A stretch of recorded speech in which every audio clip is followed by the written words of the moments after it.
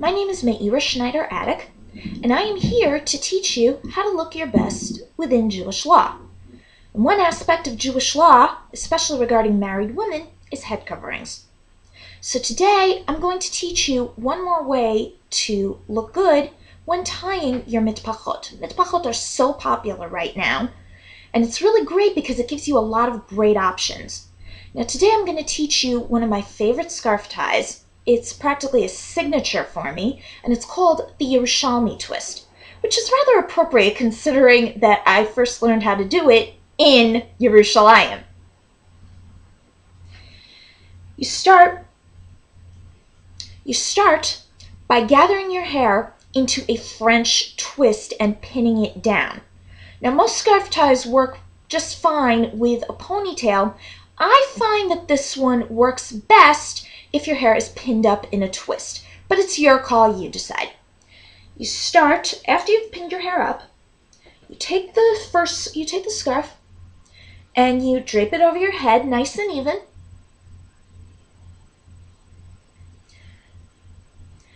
Now, unlike most scarf ties, you do not tie the side ends underneath the tail end. What you do is you start by crisscrossing them on top of the tail end, like what I just demonstrated.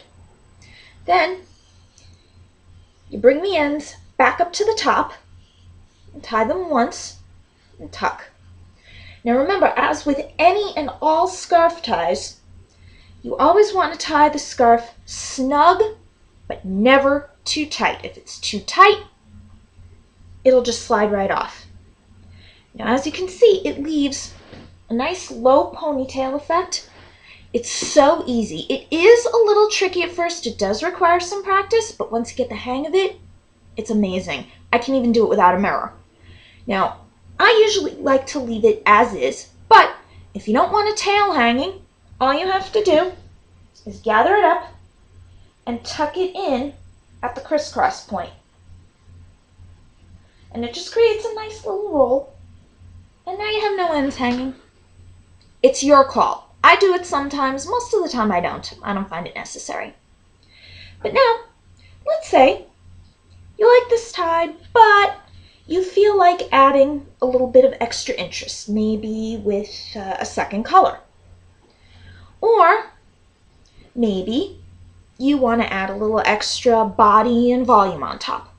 Or maybe it's winter and you want an extra layer. This tie is very easy to double up. You take a base mitpachot, and again, you drape it on your head nice and even, but you'll notice I'm draping it very low on my forehead, and there's a reason for that. Then, you take a second mitpachot, and again, you drape it over your head, nice and even, but again, low on the forehead, nice and even. Now, you take the top mitpachot, take the side ends, bring them back, tie them once on top of the tail ends. That is what distinguishes the Yerushalmi Twist from most other ties. Keep it on top of the tail ends. You tie it once, pull it snug. I always double check to make sure that the tails are hanging. Then I leave the side ends hanging in the back. Then I take the side ends from the base mitpachot and I crisscross them underneath the first knot at the nape, just like I did before. And then I bring the ends back up, tie them once, and tuck them in, just like before.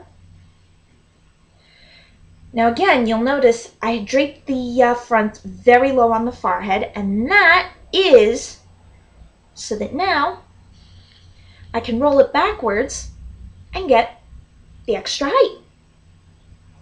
Now as you can see, it's got a really exotic look to it.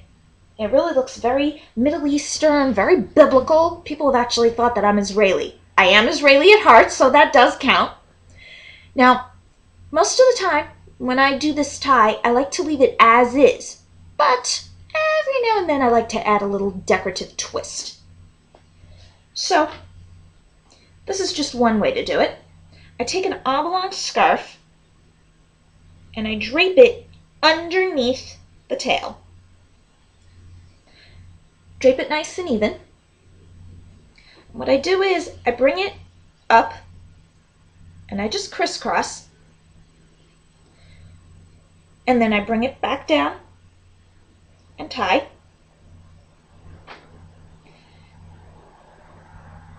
And this just adds one more little dose of panache, a little dose of exoticism. Reminds me a little bit of what some East Asian women have looked like. Now, as you can see, there's so many things you can do with mitpachot. Don't let it scare you off. It's so much easier than it looks, and it looks so amazing, and it will make you too look amazing.